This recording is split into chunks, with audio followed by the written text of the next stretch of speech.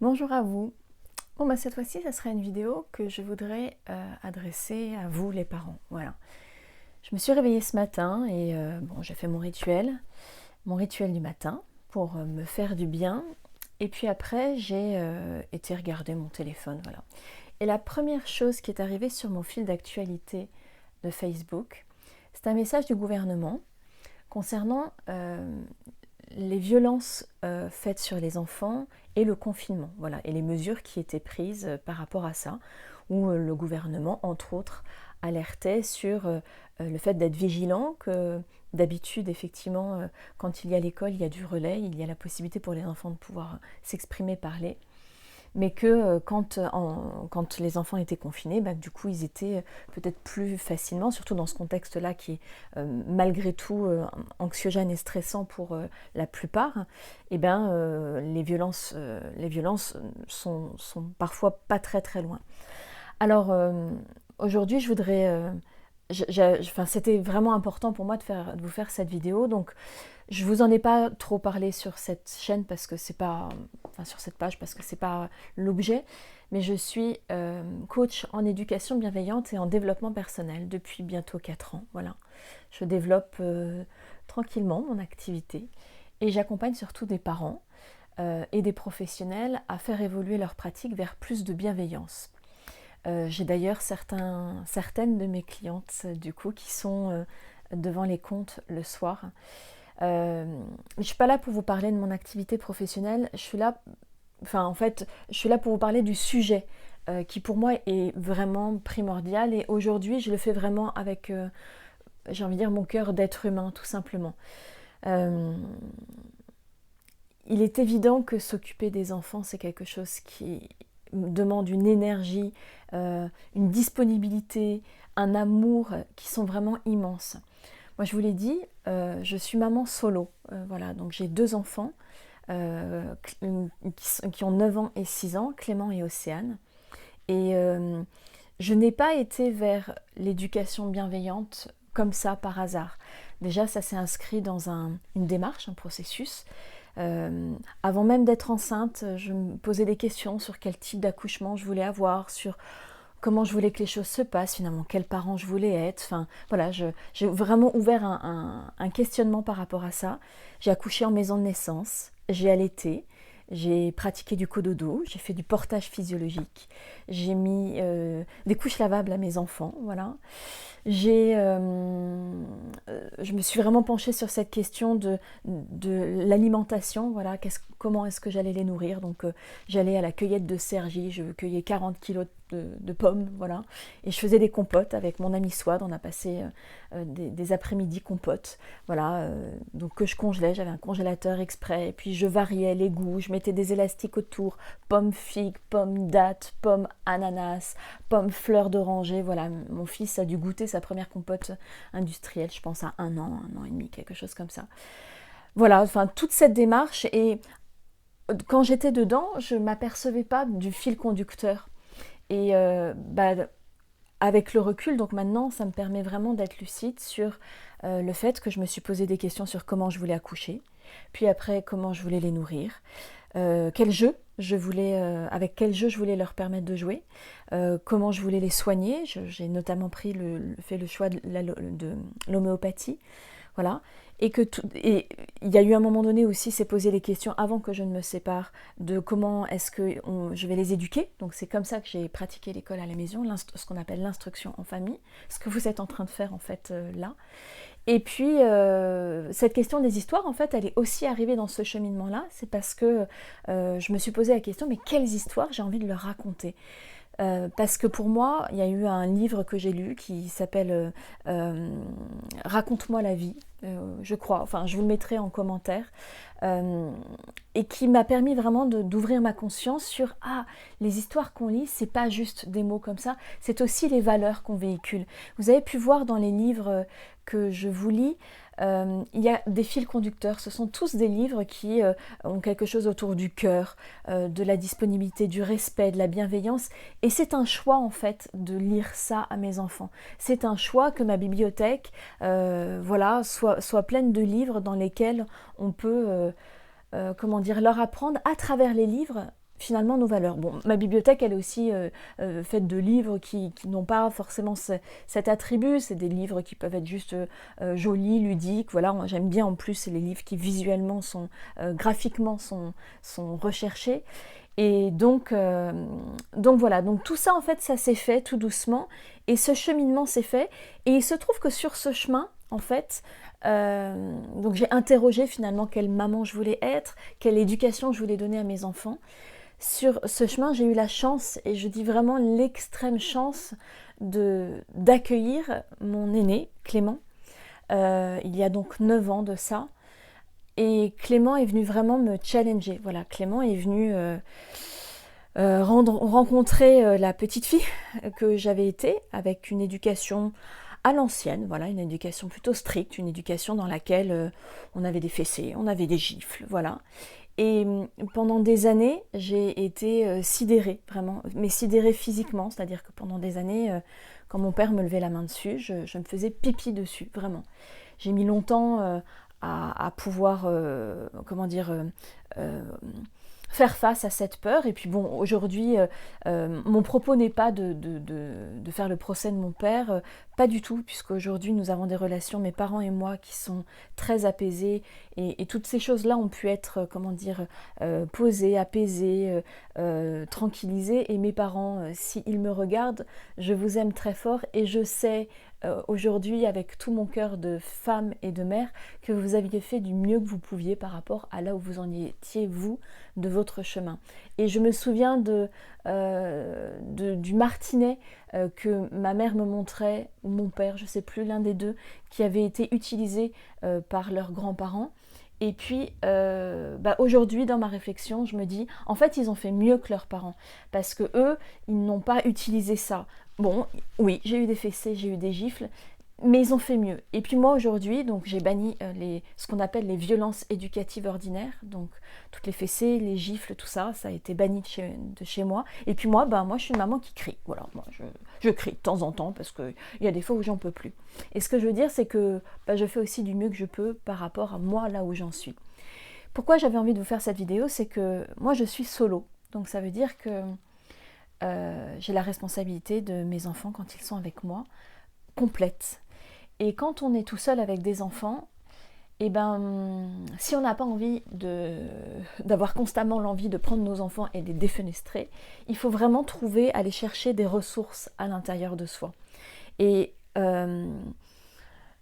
penser, croire qu'un enfant à 3 ans, à 5 ans, va manger sans bouger, terminer son assiette, va respecter nos consignes, va, à la première fois qu'on va lui demander de faire quelque chose, le faire, va arrêter, surtout en étant confiné à la maison, de faire du bruit, ce que je veux dire, c'est que si on croise tout ça, alors en fait, on ne peut que se heurter à un mur.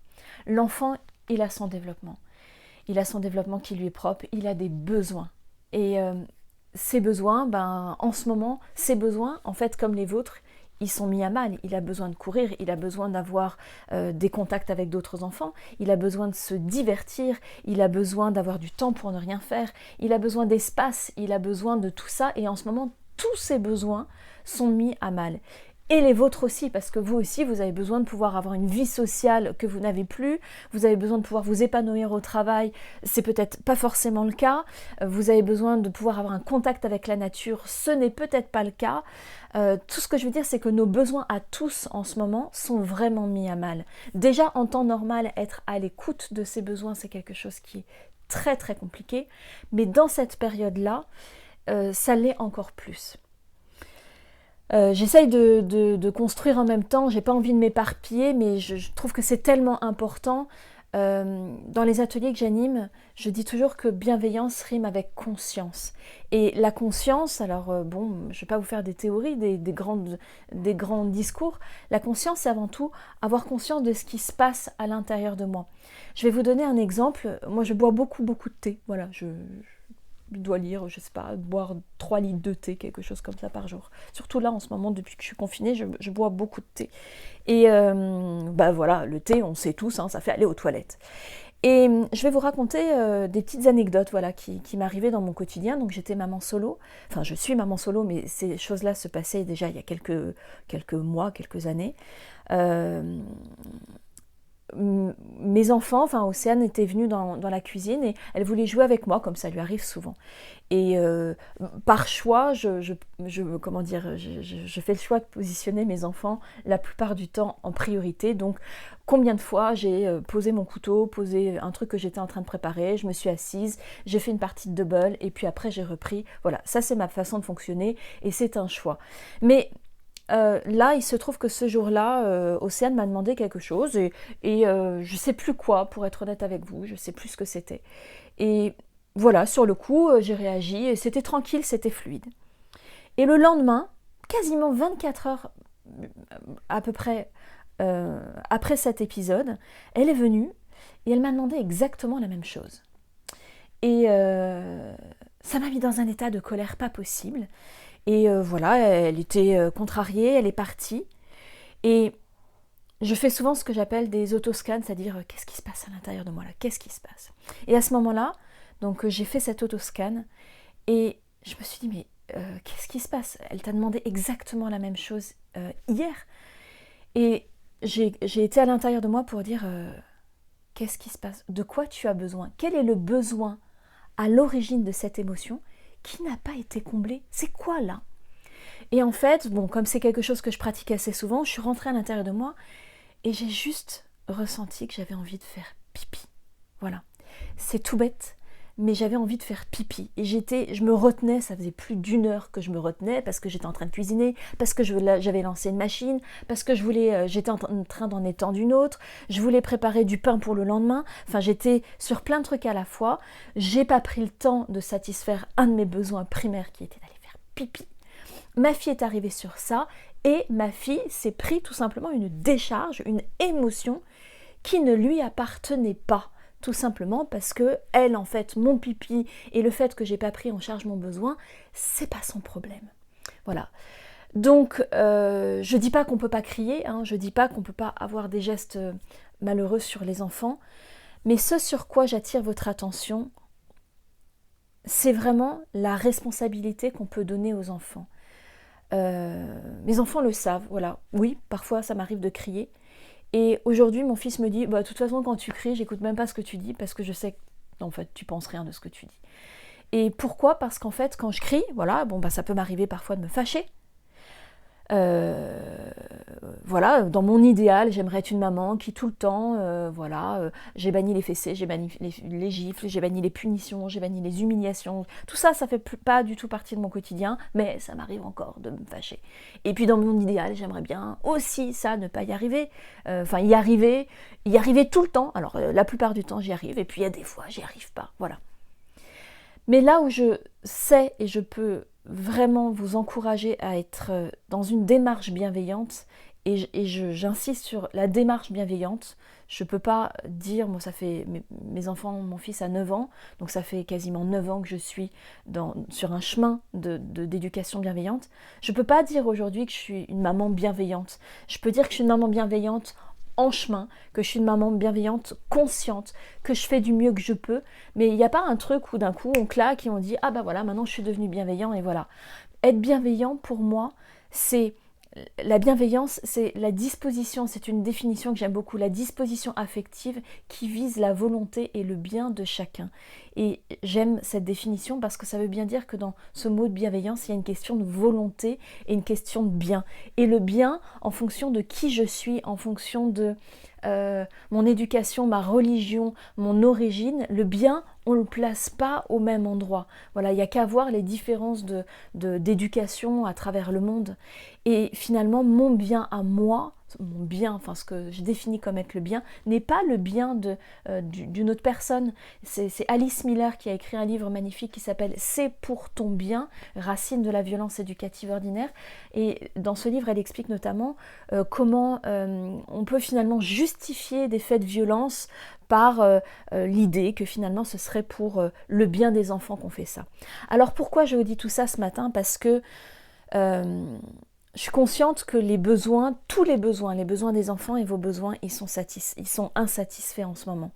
Et que cette situation, euh, aussi par rapport à l'incertitude, par rapport à l'anxiété qu'elle provoque, parce qu'on voilà, on est confiné, on ne sait pas, on navigue un peu au jour le jour, on imagine qu'après, il va y avoir des répercussions par rapport à l'économie. Moi, j'imagine qu'il va y avoir des répercussions très positives sur la solidarité entre les êtres humains. Ça, c'est mon envie et ma croyance. Mais en tout cas, il y a tout ça, j'ai envie de dire en toile de fond. Et puis, à côté de ça, il y a la vie avec nos enfants qui est là. Ils crient, ils bougent, ils vous sollicitent. Et on a vite fait de crier, on a vite fait de se fâcher, peut-être même de mettre une fessée et une gifle. Et n'entendez rien dans mon discours de moralisateur. Qui je serais aujourd'hui, je suis là toute seule, mais les gens qui me connaissent savent que je suis comme ça tout le temps avec mes enfants parce que, en fait, c'est une démarche. Ça a été une nécessité. Je suis maman solo, donc de toute façon, je ne peux pas passer le relais. Je ne peux pas claquer la porte aller faire le tour du pâté de maison. Et ça a été un travail interne extrêmement fort de me dire qu'est-ce que je veux laisser comme image de moi à mes enfants. Finalement, aujourd'hui, en tant que maman, quand je me projette dans 20 ans, dans 30 ans, avec mes enfants, comment j'ai envie qu'ils parlent de moi? Qu'est-ce que j'ai envie qu'ils disent comme mots? Comment j'ai envie qu'ils décrivent quelle maman j'étais? Voilà, moi je suis une maman qui lit beaucoup d'histoires à ses enfants. On a un truc très fort autour de la lecture. Depuis que je suis séparée, quand les enfants sont chez leur père, très souvent, ils me disent « Maman, raconte-moi une histoire ». Et ce truc-là autour de la lecture, on l'a. Et j'imagine, et je me plais à imaginer que dans 20 ans, dans 30 ans, je suis désolée parce que du coup, ça m'émeut, quand mes enfants auront peut-être aussi des enfants, ils leur transmettront ce truc de la lecture. Et au-delà de ce truc de la lecture, ils diront « Ma maman, quand j'étais petite, et ben le soir, je me blottissais contre elle et elle me racontait des histoires. Et là, le temps se suspendait. C'est ça que j'ai envie que mes enfants racontent. Et ça, je vous le dis pour des histoires, mais je vous le dis pour tout. J'avais une petite voiture voilà, qui est tombée en rade, voilà, une petite Fiat qui est tombée en rade et on s'est retrouvés sur le périph' bloqué. Et il y a une dépanneuse qui est venue. On s'est retrouvés à devoir vider notre voiture et il y a un taxi qui est venu nous chercher et j'étais sur le trottoir avec mes enfants, avec toutes les affaires, voilà, en attendant le taxi. Il faisait froid, j'avais pas prévu forcément de trucs à manger, il se trouve que j'avais pas d'argent, j'étais à une porte du périph', voilà. C'était une situation qui était juste très inconfortable. Et en fait, à ce moment-là, ils me sollicitaient, la vie, elle était là, eux, c'était un jeu, enfin, on n'a plus notre voiture, voilà. Et la voiture, en fait, eh ben,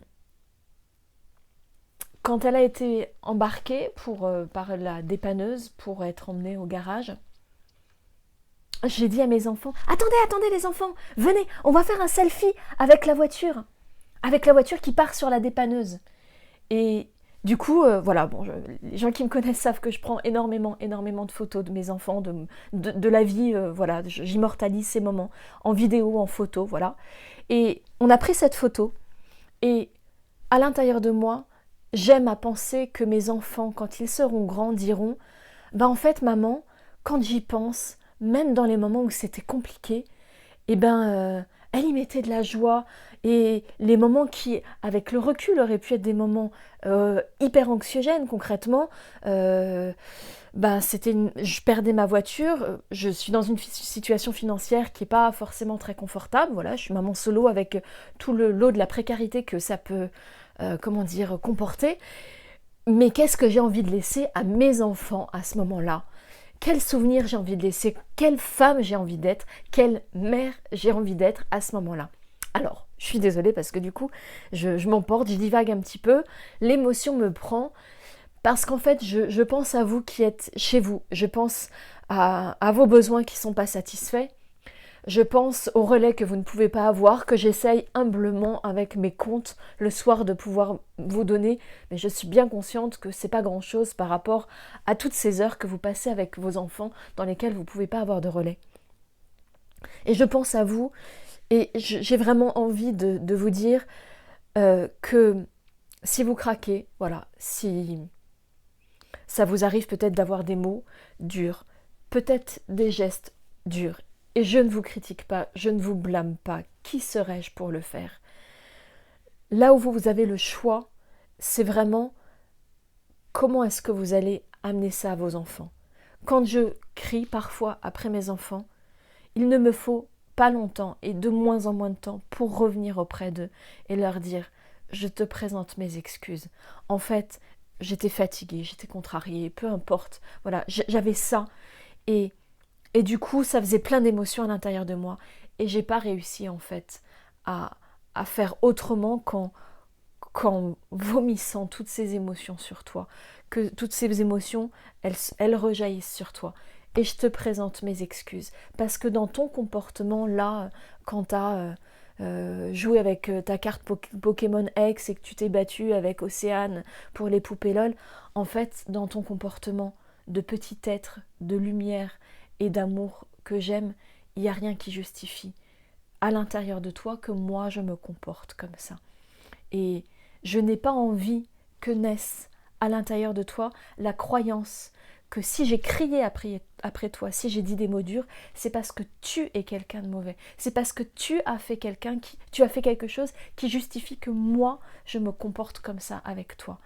Et c'est vraiment sur ça que j'ai envie d'attirer votre attention. On peut déborder, on peut crier. Ça peut aussi arriver d'avoir un geste malheureux. On est humain et ça peut vraiment arriver à tout le monde. Mais là où on a le choix en tant que parent, en tant qu'être humain, c'est vraiment sur comment est-ce qu'on va, quelle est la porte de la violence qu'on va laisser ouverte.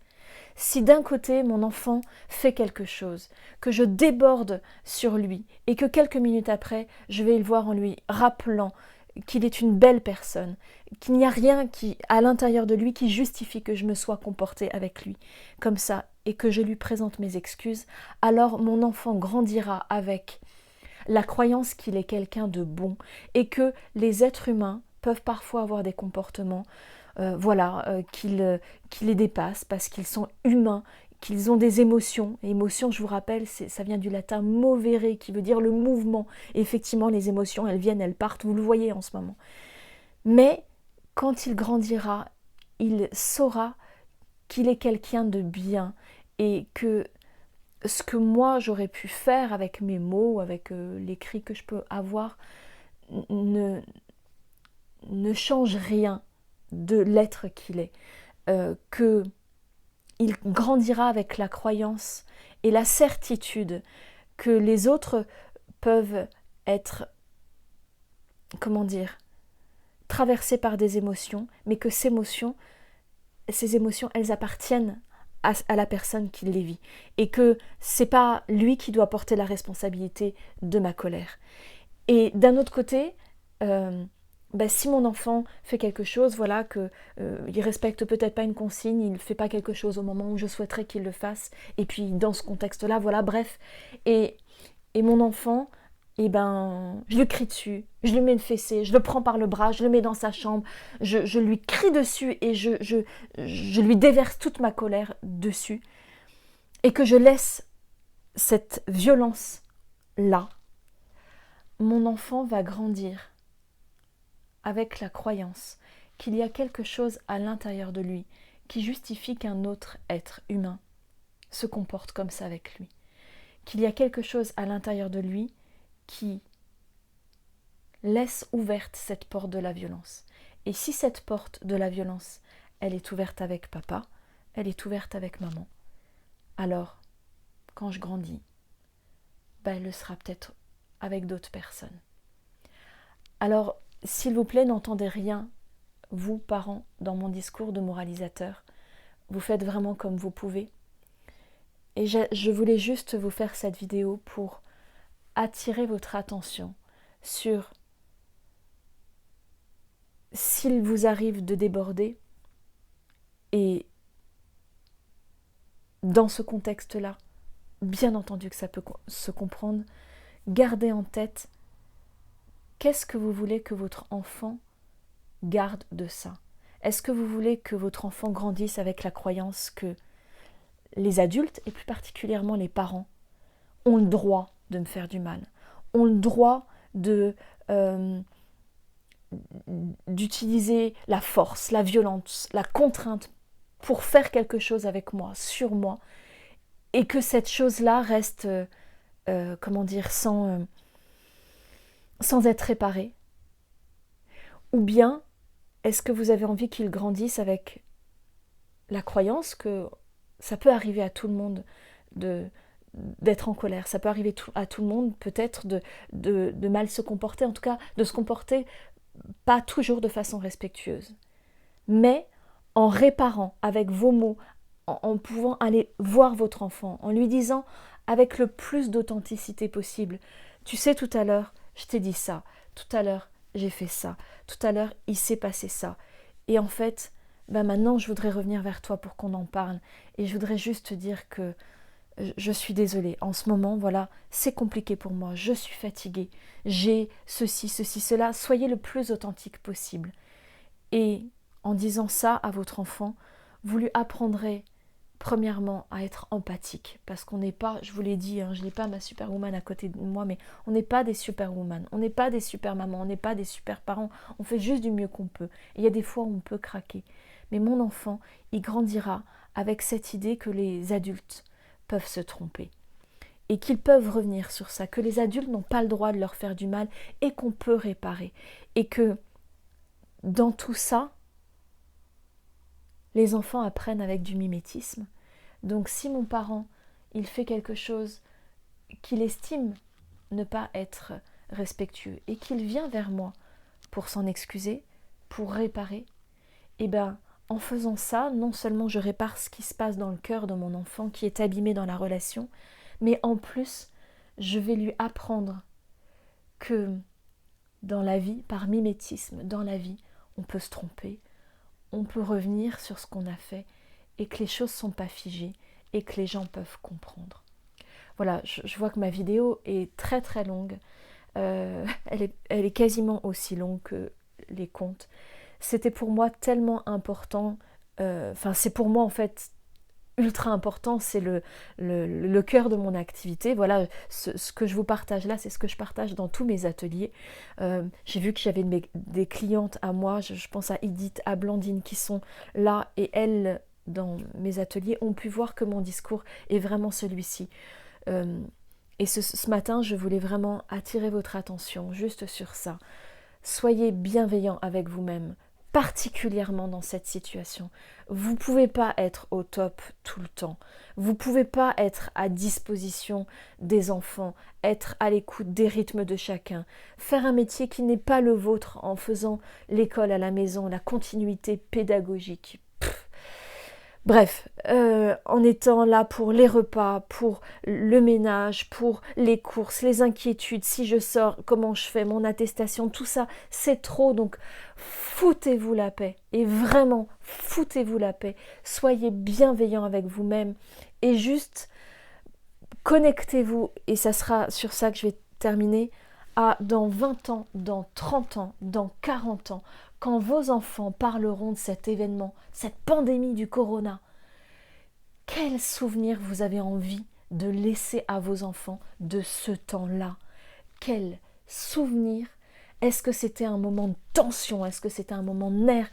Est-ce que c'était un moment où finalement c'était joyeux? On a fait des trucs qu'on ne faisait pas d'habitude. On a pris le temps. Quel souvenir vous avez envie de laisser à vos enfants par rapport à cette période-là? Voilà, je vais m'arrêter là. J'espère que vous n'aurez rien entendu dans mon discours de moralisateur, de il faut, on doit. Faites du mieux que vous pouvez, tout simplement dans ce contexte-là, et foutez-vous la paix. Voilà, foutez-vous la paix. Vous faites comme vous pouvez. Et moi, je vous soutiens vraiment. Je prends mon cœur d'être humain et je l'ouvre le plus grand que je peux pour vous envoyer toute l'énergie, dont vous pouvez avoir besoin dans cette journée et dans les jours à venir. Écoutez cette vidéo peut-être à chaque fois que vous en aurez besoin. Je vous envoie tout mon amour et je vous souhaite une magnifique journée avec vos enfants. Respirez la vie, vous êtes en vie et ça n'a pas de prix. Prenez soin de vous.